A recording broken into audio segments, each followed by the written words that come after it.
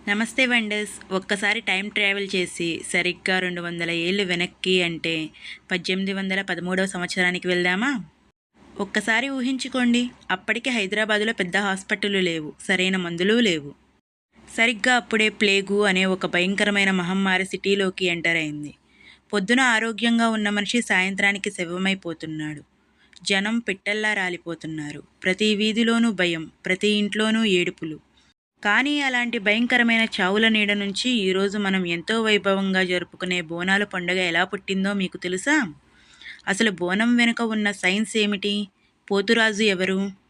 ఈరోజు మన వీడియోలో బోనాల పండుగ వెనుక ఉన్న ఎవ్వరికీ తెలియని ఆసక్తికరమైన నిజాలను తెలుసుకుందాం.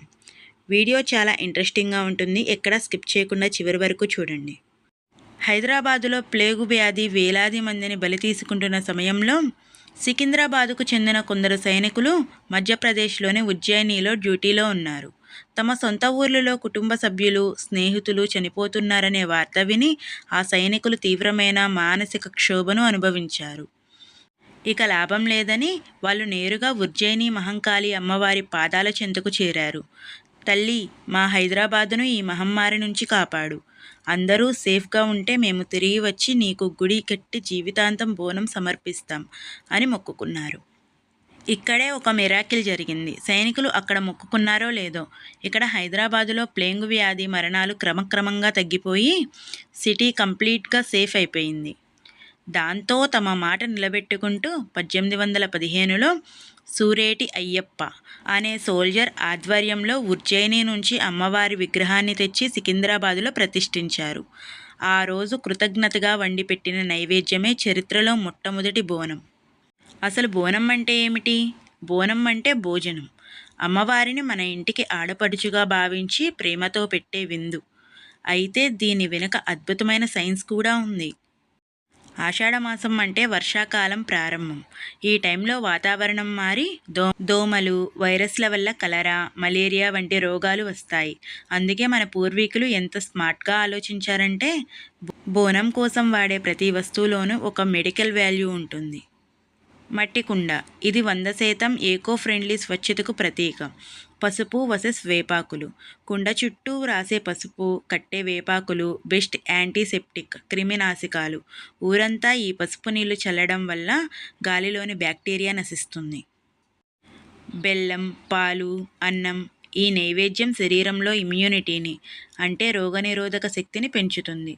కుండపై వెలిగించే దీపం చుట్టుపక్కల ఉన్న కలుషిత గాలిని శుద్ధి చేస్తుంది.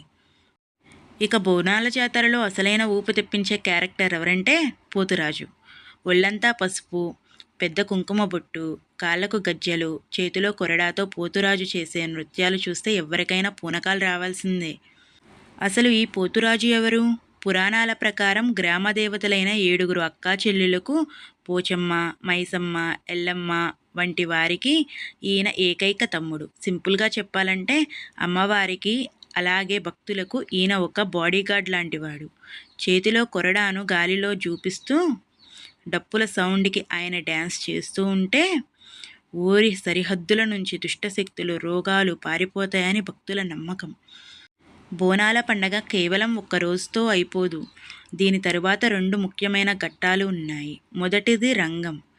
పండగ మరుసటి రోజు ఉదయం ఒక అపార భక్తి కలిగిన మహిళ పచ్చి మట్టి కుండపై నిలబడి భవిష్యవాణి చెబుతుంది.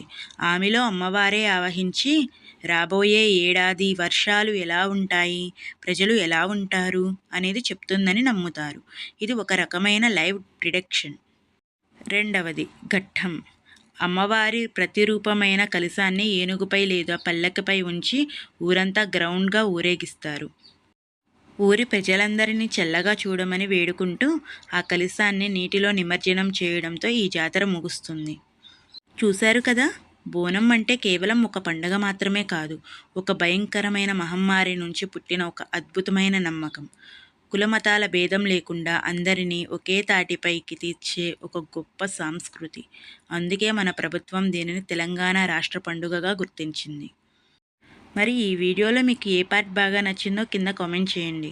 మీ ఊరి బోనాల విశేషాలను కూడా మాతో పంచుకోండి. ఈ వీడియో నచ్చితే వెంటనే ఒక లైక్ కొట్టి మీ ఫ్రెండ్స్ అందరికీ షేర్ చేయండి. ఇలాంటి మరిన్ని ఇంట్రెస్టింగ్ స్టోరీస్ కోసం మన ఛానల్ని ఇప్పుడే సబ్స్క్రైబ్ చేసుకోండి. జై మహంకాళి. సెలవు. Thank you for watching.